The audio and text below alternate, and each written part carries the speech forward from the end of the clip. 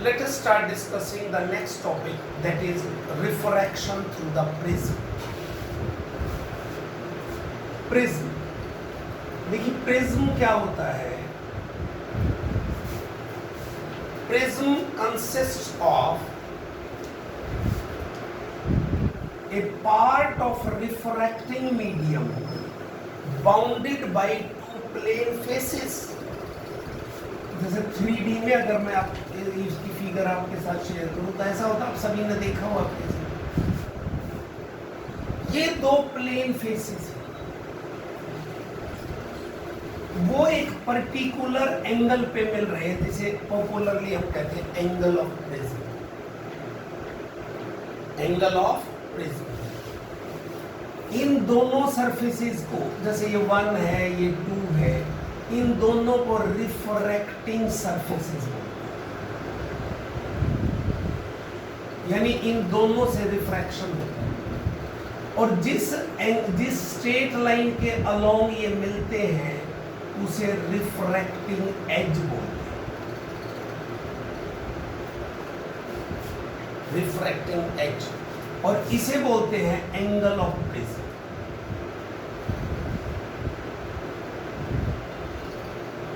और जो बेस, इसे बेस बोलते हैं, जिससे रिफ्रैक्शन नहीं.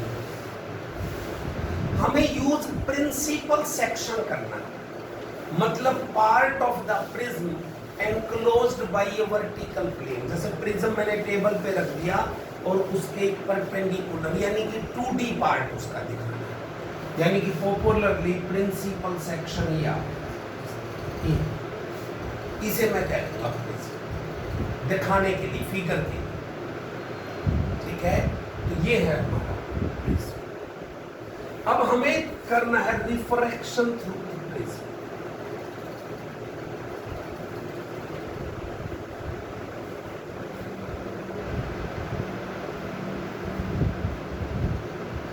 Refraction through prism. अब आप देखिए, कोई भी रे अगर इस सरफेस पे आए तो it suffer 2 refractions before emerging out. बाहर निकलने से पहले वो 2 बार refract.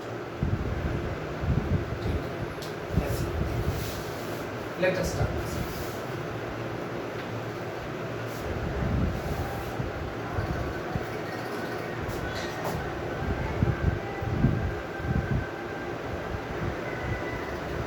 This is the principal section of a prism.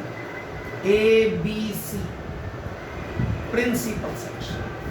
इस AB कह देते हैं, इसे एंगल ऑफ प्रिज्म भी A नाम है, या PQR कह लो, थोड़ा कंफ्यूज ना करो. PQR.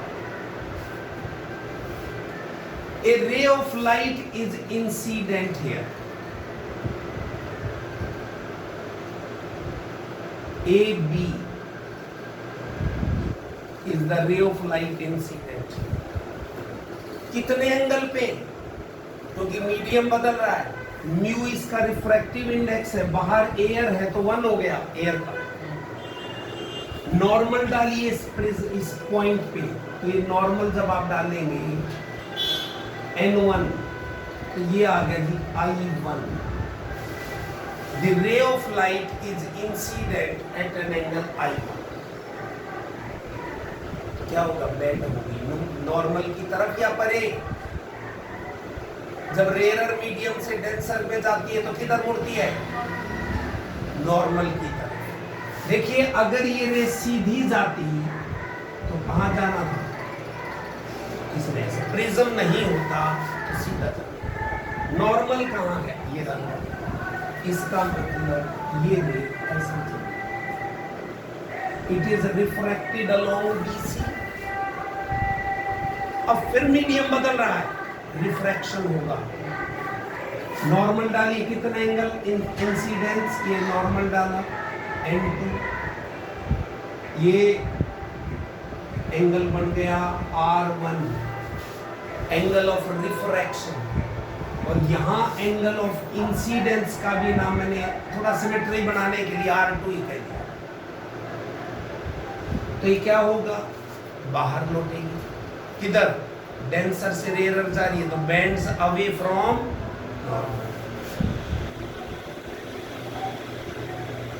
नॉर्मल से परे कितने एंगल पे?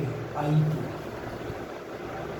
इसको I2 को एंगल ऑफ एमरजेंसी बोलते हैं। एमर्जिंग आउट, कितने एंगल पर एमर्ज आउट हो रहे, ये भी बोलते, समझ गए? अब आप देखिए, इसको पीछे बढ़ाए, डैश डैश डैश डैश, ई पॉइंट, ये एंगल क्या है? डेल्टा। एंगल ऑफ डेविएशन, इतने एंगल से डेविएट हो गई ये रे, ठीक है?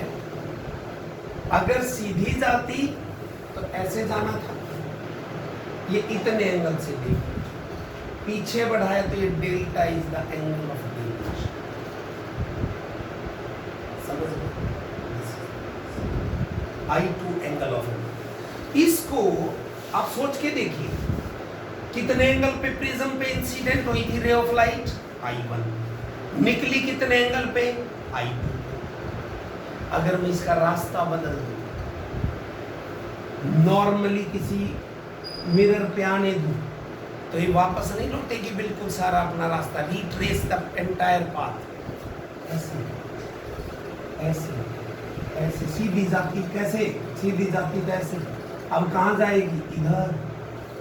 तो अब डेविएशन कितना आता?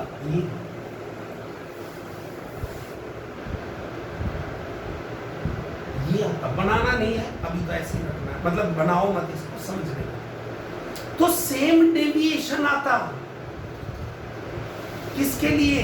अगर प्रिज्म पर I1 पे आ रही है तो भी उतना ही मुड़ेगी, और दूसरी तरफ से आ रही होती I2 पे तो भी उतना ही मुड़ेगी। इस आगे जाके हम यूज करेंगे इस बात का कि for two angles of incidence I1 और I2 it deviate by same angle, उतने ही एंगल से डेविएट। क्लियर? अब देखिए, लेट अस स्टार्ट। ये O है, in triangle OPC angle O plus R1 plus R2 is equal to 180। R1 plus R2 क्या आ जाता है? 180। Equation in quadrilateral PBOC, P गलत, P डैश PBOC, ये क्वाड्रिलेटरल, इन सब के अंदर का कोण कितना होता है? 360, यानी कि angle A plus angle PBO plus angle O plus angle OCP is equal to 360। लेकिन ये दोनों एंगल तो 90 हो है, क्योंकि नॉर्मली है, ये नॉर्मल 90, समझ रहे? क्या हो गया? 90 90, A plus O is equal to 180। Equation 1 और 2 को कंपेयर करिए तो angle A is equal to क्या हो गया? R1 plus R2। मैं यहाँ एंगल का निशान नहीं लगा रहा, A एंगल ऑफ प्रिज्म है, R1 R2 जो यूज हो रहे हैं उनको ऐसे लिखा, A is equal to R1 plus R2। ये फिक्स रिलेशन है प्रिज्म के लिए, चाहे कैसा भी प्रिज्म। R1 R2 ये अंदर वाले एंगल है, समझ? अब आप डेविएशन देखिए, डेविएशन निकालना चाहते हैं। In triangle P dash BC, P dash BC, external angle कौन है? डेल्टा। क्या होगा? सम ऑफ इंटरनल एंगल्स। ये कितना एंगल बना? देखिए, ये क्या है? I1, ये क्या है? R1, और टोटल एंगल कितना था? I1। क्यों? Vertically opposite angle. लेकिन ऊपर वाला क्या बचा? ये I1 माइनस R1। इसी तरह ये क्या बचा, I2 माइनस R2। तो एक्सटर्नल एंगल इस ट्रायंगल में डेल्टा है इन दोनों इंटरनल्स का सम, मतलब I1 minus R1 plus I2 minus R2। तो डेल्टा क्या हो गया, I1 plus I2 minus R1 plus R2। अब R1 प्लस R2 तो क्या है, A। तो delta deviation can be written as I1 plus I2 minus A। This is the formula for the deviation in terms of I1, I2 and A। वास्तव में तो यही हो गया कि I1 और I2 पे, तो A तो प्रिज्म का एंगल है, कांस्टेंट है। किस पे डिपेंड कर रहा है, I1 और I2 पे। दोनों ही क्या है, एक प्रकार से एंगल ऑफ इंसिडेंस। अरे अभी समझाया ना, I1 से इधर से आ रही है, I2 से इधर से आ रही है, तो डेविएशन जो है, जो एंगल ऑफ डेविएशन है, it depends on angle of incidence.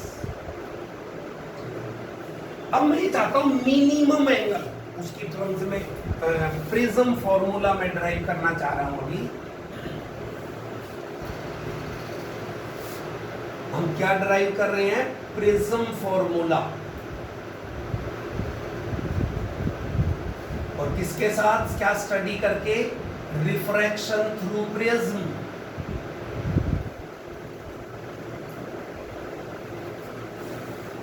Refraction through prism को डील करने के बाद प्रिज्म फॉर्मूला। अब देखिए डेल्टा आ गया I1 plus I2 minus A। Mathematically भी समझाएंगे और वैसे भी। देखिए हमने कहा if we plot the graph between angle of incidence and deviation, then we found the graph like this.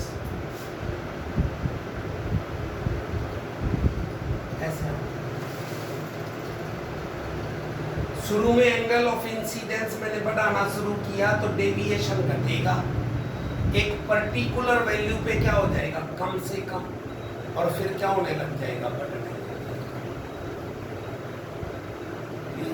अब आप समझिए, तो वहां फिगर में समझाया गया था, इस डेविएशन के लिए there are two angles of incidence.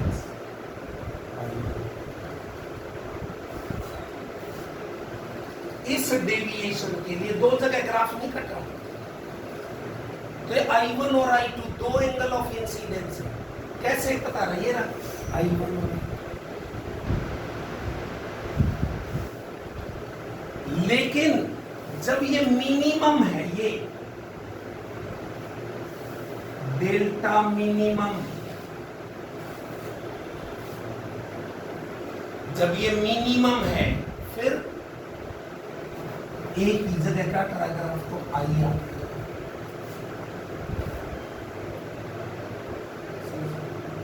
कहां से आया ये I? अरे फिगर तो बता रही है दो तो होंगे ही होंगे, एक कैसे होगा, जब दोनों इक्वल हो जाए। ये कहने को I1 I2 यो भी 40 डिग्री हो जाए, ये भी 40 डिग्री हो जाए, तो एक ही तो होगा। कहने का मतलब जब डेल्टा की वैल्यू डेल्टा m है, delta is equal to delta m minimum है, डेल्टा m से मिनिमम, तो I1 और I2 दोनों बराबर होंगे, बराबर।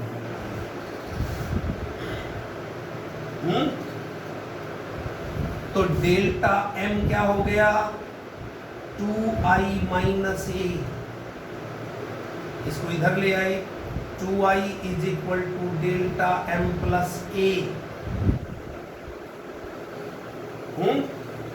और I आ गया जी हमारे पास delta m plus a by 2।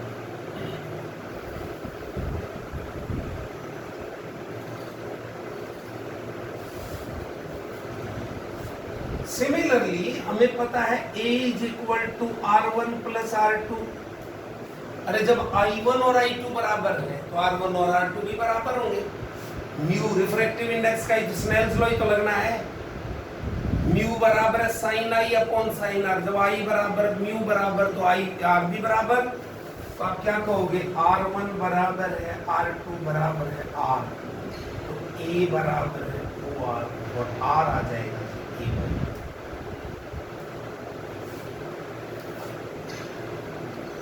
अब स्नेल्स लॉ लगाइए।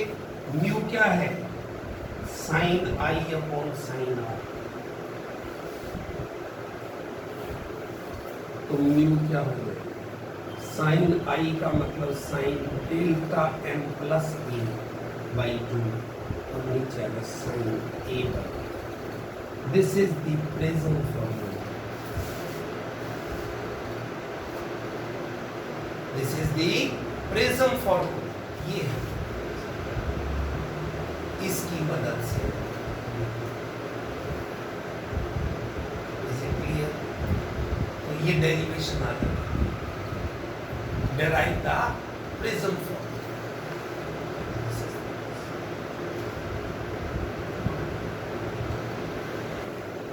देखिए इसी बात को कि मिनिमम पे ये बराबर होते हैं मैथमेटिकली भी बता सकते हैं। कैसे, डेल्टा हमारा ये I1 प्लस I2 माइनस है। अगर मैं मैथमेटिक्स की मदद से इसको क्या लिख दूं, root I1 minus root I2 का whole square plus 2 under root I1 I2 minus A लिख सकता हूं। इसको I1 प्लस I2 को ऐसे लिख सकता हूं। क्यों, खोल के देख लीजिए आप। ए स्क्वायर यानी I1 प्लस बी स्क्वायर यानी I2 minus 2 under root I1 I2। वो minus 2 under root I1 I2 इससे कट जाएगा, तो क्या बच गया I1 प्लस। अब आप देखिए ये तो प्लस हो रहा है, ये कांस्टेंट है। इस डेल्टा की वैल्यू डेल्टा एम यानी कि मिनिमम कब होगी, अरे जो राइट हैंड साइड में होल स्क्वायर है उसकी मिनिमम वैल्यू कितनी होती है, होल स्क्वायर जी। किसी भी क्वांटिटी के होल स्क्वायर की मिनिमम वैल्यू 0। तो आप क्या कहेंगे, कब, जब ये under root I1 minus under root I2 का होल स्क्वायर क्या हो, 0। मतलब under root I1 minus under root I2 क्या हो, 0। मतलब I1 रूट I1 और रूट I2 क्या हो, बराबर, यानी I1 बराबर है। क्योंकि यही ये प्लस समथिंग माइनस है, तो ये तो कांस्टेंट है, ये जुड़ रहा है, तो मिनिमम तो कर नहीं सकता, यही मिनिमम हो सकता था। तो इसकी मिनिमम वैल्यू क्या होती है, 0। तो वो कंडीशन आ गई हमारी, I1 बराबर है।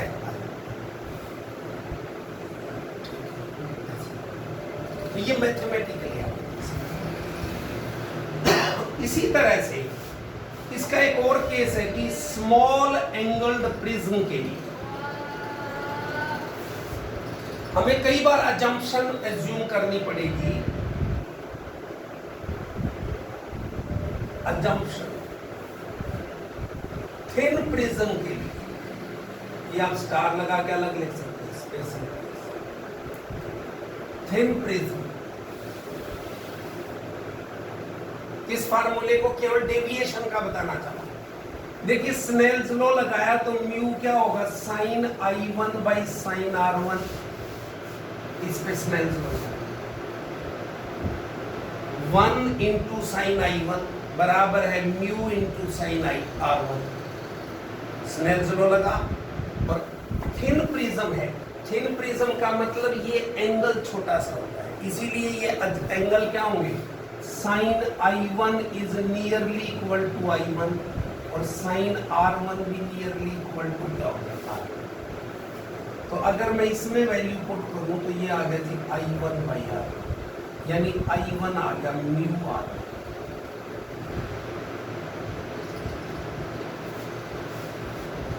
क्या आ गया, म्यू R।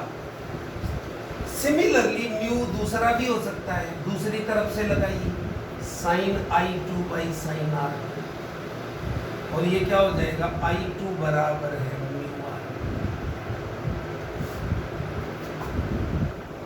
Mu R2। अब इसमें डेल्टा डेविएशन क्या आ गया, mu R1 plus mu R2 minus A, तो mu common R1 plus R2 minus mu A, ये भी तो ए ही था, माइनस ए, तो डेल्टा क्या आ जाएगा जी, म्यू माइनस 1। मतलब मोटे तौर पर आपको ये समझाने के लिए कि डेविएशन और रिफ्रैक्टिव इंडिसेस कैसे कनेक्टेड हैं, आप इस फार्मूले का यूज करें, ठीक है। डेविएशन और रिफ्रैक्टिव इंडिसेस ऐसे, इज इट क्लियर? तो ये है हमारा थिन प्रिज्म के। अब है dispersion of light.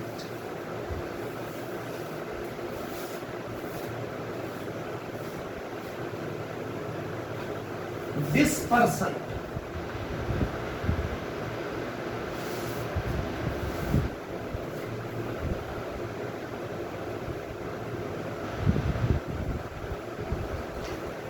dispersion of light,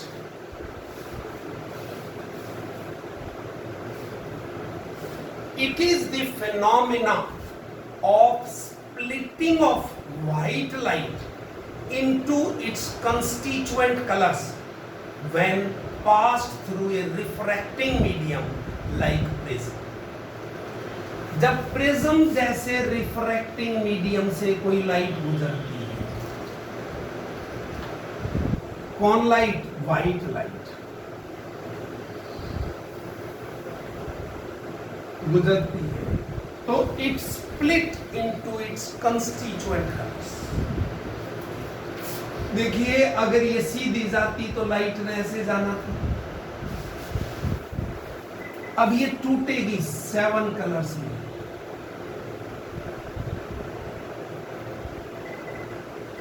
ऐसे, और ये हमारे कलर्स आ जाते हैं।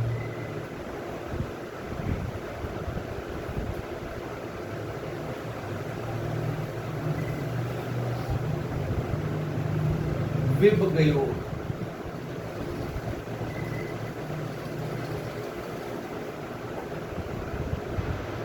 डिफरेंट कलर, ये spectrum of light is obtained. विब गयो, violet, indigo, blue, green, yellow, orange और रेड। क्यों हुआ, आप देखिए इंसिडेंट लाइट तो ये थी, रेड कलर कितने एंगल से डेविएट हुआ, डेल्टा आर से, और वॉयलेट किससे डेविएट हुआ, डेल्टा बी से। क्यों डिस्पर्सन हुआ, तो अभी आपको देखिए फार्मूला बताया था मैंने, delta is equal to mu minus 1 into A. Deviation का फार्मूला था ना कि when white light passes through the prism, different colors travel with different velocities। अब कारण यही है, देखिए cause of dispersion क्या है, different color travel with different velocity in glass and suffer different deviations।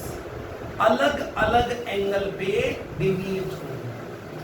We know according to Cauchy's relation, refractive index is A plus B upon lambda square plus so on।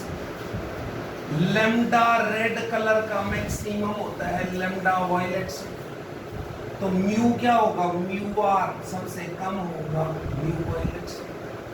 कम हुआ तो delta R भी कम होगा,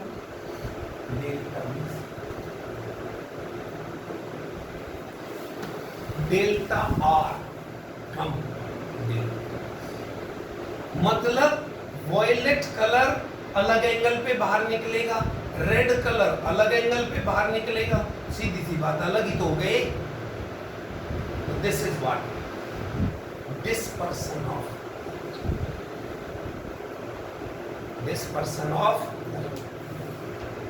अब हटे अगला angular dispersion.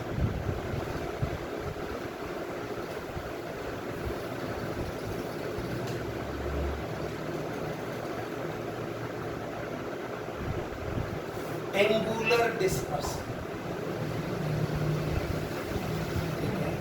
क्या है? Angular dispersion. It is the angle in which all the colors are contained, or it is the difference between angles of deviation for two extreme colors। मतलब एंगुलर डिस्पर्सन को आप थीटा से भी कह सकते हैं, और it is equal to delta V minus delta. दो जो एक्सट्रीम कलर्स ऑन वायलेट और रेड, इनके जो एंगल्स ऑफ डेविएशन है, इनके बीच का अंतर, difference, that is called angular dispersion. Delta V minus delta. Is it clear? अब डेल्टा वी क्या होगा? Mu V minus 1 into R, 1 into A. Delta R क्या होगा? Mu R minus 1 into. दूसरा मैंने क्या बताया कि भाई जिस एंगल के अंदर सारे कलर्ड कंटेन्ड है, थीटा एंगल में तो कंटेन है ये। तो क्या बन गया? Theta is equal to mu V minus 1 into A minus mu R minus 1। तो थीटा क्या हो गया? Mu V minus mu R. 1 cut जाएगा जब आप कॉमन लो। यानी कि एंगुलर डिस्पर्सन किस बात पे डिपेंड कर रहा है? Nature of material of the prism. Mu तो उसी पे तो डिपेंड है, and A angle of prism. इन दोनों पैरामीटर्स पे। क्लियर? अब इसी से अगला है, यानी बता दूं कि इट डिपेंड ऑन क्या? Nature of material of the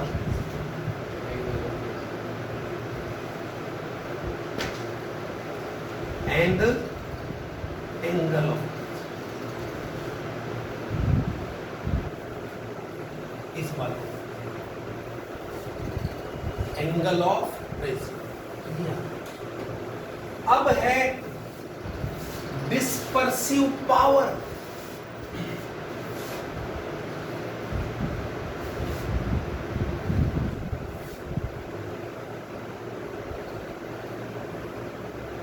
dispersive power, small w, omega से। dispersive power, it is defined as ratio of angular dispersion to mean deviation।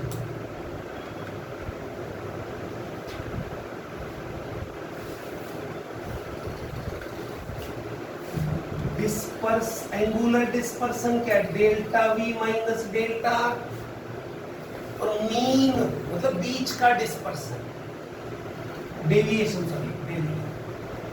अगर मुझे डेल्टा ये दोनों दे रखी हो तो इनकी वैल्यू, डेल्टा की वैल्यू ऐसे निकाल दूंगा भाई, मीन। और आमतौर से ये मीन जो है ये किसके लिए होती है? येलो कलर के लिए होती है। जो मीन होता है ना, ये लगभग येलो कलर के लिए। तो आप इसको क्लियर? अब आप समझिए कि इसकी वैल्यू पुट कर दीजिए। अभी हमने निकाली mu V minus mu R into,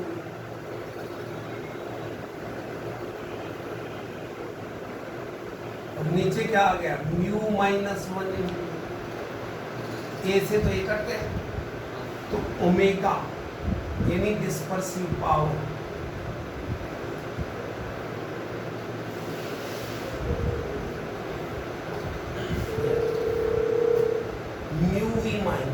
ए नहीं आया, मतलब omega depend on nature of material of prism, केवल उसके nature of material of prism पे डिपेंड। Is it clear? तो ये है हमारा डिस्पर्सिव पावर। अब ये मैंने कंसेप्चुअल करवाया था, इसके नीचे लिखा भी होगा फोकल लेंथ किसके लिए ज्यादा है, इसकी, ये मैंने वहां बता दिया था, रेड कलर के लिए ज्यादा है, और डिस्पर्सिव पावर भी बताया था।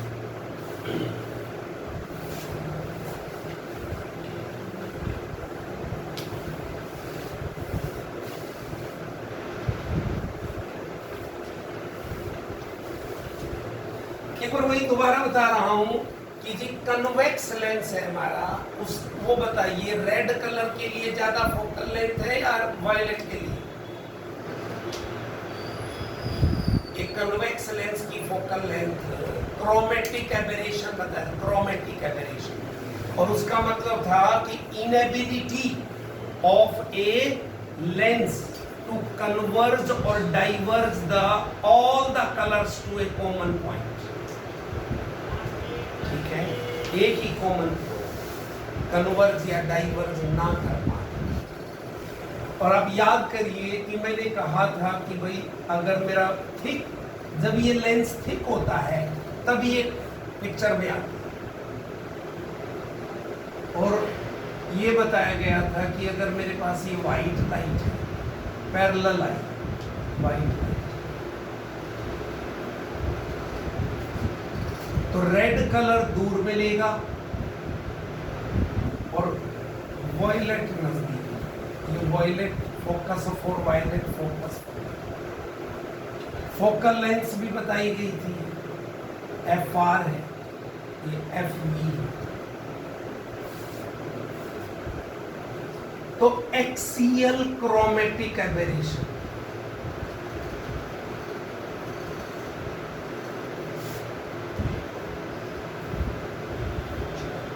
एक्सियल क्रोमेटिक एबेरेशन क्या हो? FR minus FR minus FV। अच्छा, हम इसे एक्रोमेटिक बनाना चाहते हैं, एक्रोमेटिक, वो अभी वो कंपटीशन के लिए है वैसे तो, एक्रोमेटिक कॉम्बिनेशन।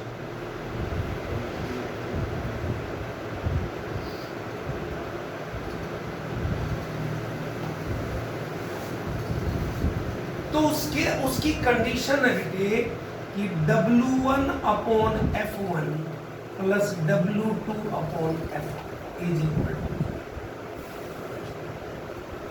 यानी कि दो लेंसेज को कंबाइन करेंगे,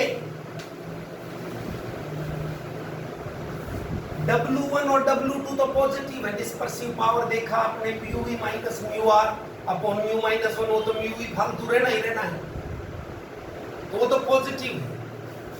इसका मतलब ये हुआ W1 बाई F1 बराबर है माइनस W2 बाई F2, या दूसरे शब्दों में कह सकते हैं F1 बाई F2 बराबर minus W1 by.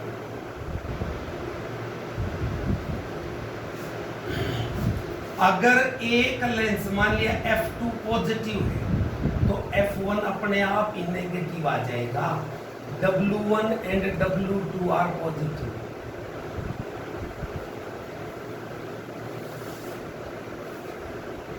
W1 and W2 are positive। ठीक है, तो ये है एक्रोमेटिक कॉम्बिनेशन। मतलब मैंने कहा कि वास्तव में आप ऐसे यूज करते हैं, ये है एक्रोमेटिक कॉम्बिनेशन। एक कन्वेक्स और एक कनकेव लेंस यूज होते हैं, ठीक है, तो वहां उसको आप यूज करेंगे ताकि आपका जो कलर्स है वो अलग अलग ना स्प्लिट। ठीक है, ये है एक्रोमेटिक।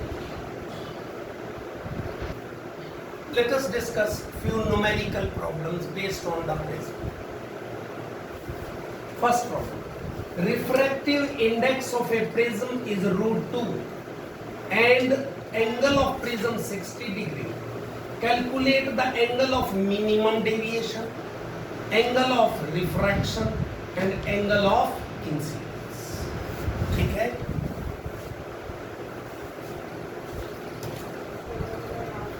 देखिए अभी आपको बताया था डेल, सबसे पहले तो ए का लगाइए भैया R1 प्लस R2, और आपको ये भी पता है जब मिनिमम डेविएशन पे आती है तो R1 और R2 बराबर, जब delta is equal to delta M तो R1 is equal to R2 is equal to R, तो यहाँ पुट करोगे तो आप A/2 इज इक्वल टू क्या हो गया R, तो A कितना दे रखा है 60 डिग्री अपॉन 2, तो R हो गया कितना,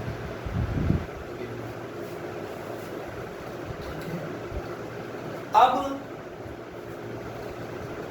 mu is equal to sine I upon sine R, चाहे इधर वाले पे लगा लो बराबर है I1 और I2, R1 और R2 भी बराबर, म्यू कितना है √2, साइन I निकालना है, साइन 30 हो गया, तो साइन I हो गया √2 गुना साइन 30 जो कि 1/2, ये कितना बन गया 1/√2, और वो फर्दर क्या बन गया साइन 45, तो I एंगल ऑफ इंसिडेंस बन जाएगा जी 45। दो आ गए हैं, अब तीसरा आसान है, क्या डेल्टा M का फार्मूला है 2I माइनस मिनिमम डेविएशन, तो आप कहेंगे डेल्टा M 2 इंटू 45 माइनस 60, तो ये भी कितना आ गया, ये भी। देखिए एक आध बार ये बातें ध्यान में नहीं आती तो कोशिश करिए, मानिए इस तरह ध्यान में ना आए तो सबसे पहले स्नेल वो जो प्रिज्म फॉर्मूला तो याद रखना ही है, mu is equal to sine A plus delta M/2 और नीचे साइन A/2, तो यहां से भी शुरुआत कर सकते हैं।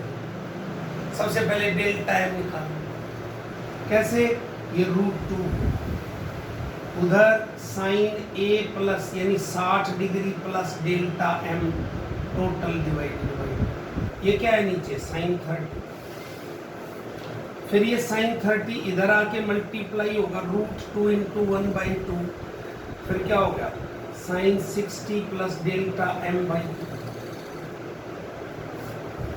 ये अगेन 1/√2 साइन 45, तो क्या बन गया 45 degree 60 degree plus delta M/2, तो डेल्टा M वही आ जाएगा, देखो 90 माइनस 60 30,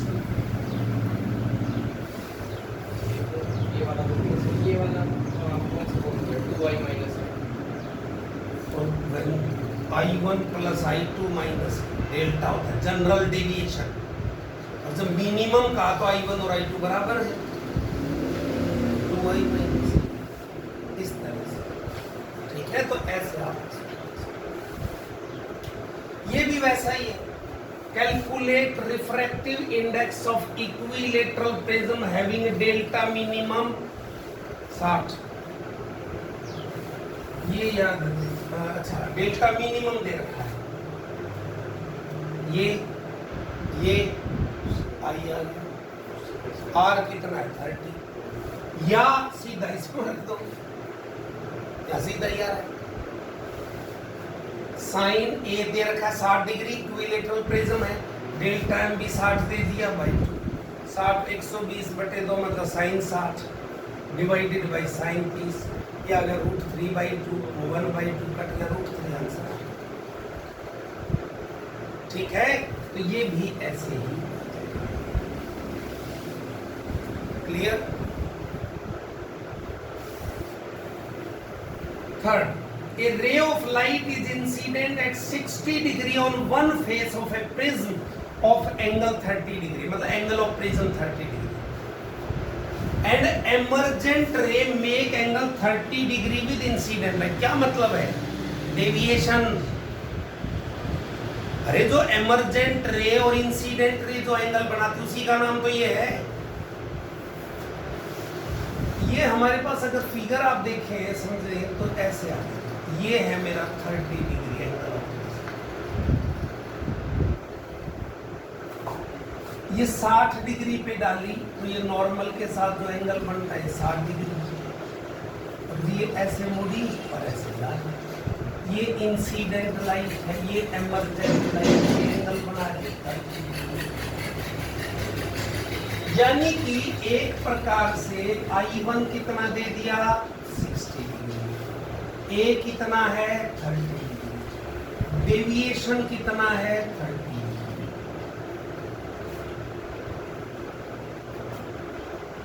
क्या डेविएशन का फार्मूला है? I1 plus I2 minus 30 degree, I1 60 degree, I2 निकालना है माइनस 30 इधर ले 60 डिग्री माइनस 60 डिग्री बराबर है 0। अरे I2 0 है, मतलब नॉर्मल के साथ यही तो प्रूव करना था, ये 0 है, नॉर्मली जा रही है। समझ रहे हो? जब नॉर्मल जाएगी तभी तो परपेंडिकुलर होगा। अब दूसरा क्या कहता है? रिफ्रैक्टिव इंडेक्स लेगा। रिफ्रैक्टिव इंडेक्स आसान सी बात है। क्या? यहां देखिए I2 0 है तो R2 भी तो 0 होगा। नॉर्मल आती है तो नॉर्मल ही तो जाती है। और A क्या है? R1 plus R2। R2 0 हो गया तो R1 आ गया जी A, यानी कि 30 mu sine I1 by sine sine 60 divided by sine 30, वैसा ही होकर चला तो रूट 3।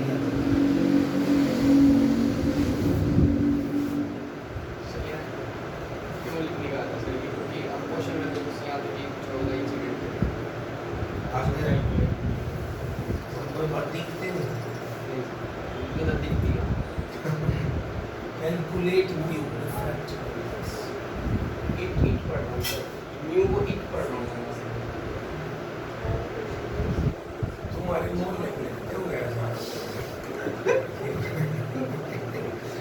इट भी आई पहला छोटा होता है, टी बड़ा होता है। मेरे ख्याल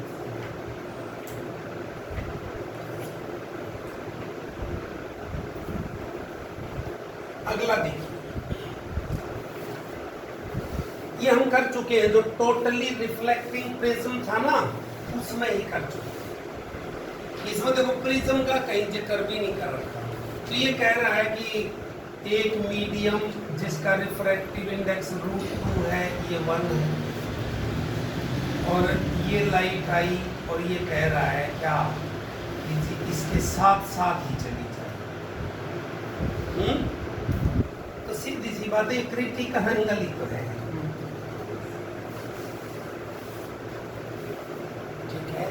एंगल ऑफ इंसिडेंस ही तो निकालना है। मतलब आप इसको क्रिटिकल ना भी मानो, मैं इसको आई मान लूं। आई √2 गुना साइन आई बराबर है 1 गुना साइन 90। तो सेपरेटिंग के लॉन्ग जा रही तो 90 तो होगा। वो हमें वैसे पता है कि वो क्रिटिकल एंगल ही होगा। क्या होगा? 1 आई निकालना साइन आई 1/√2 मतलब साइन 45। तो आई क्या हो गया?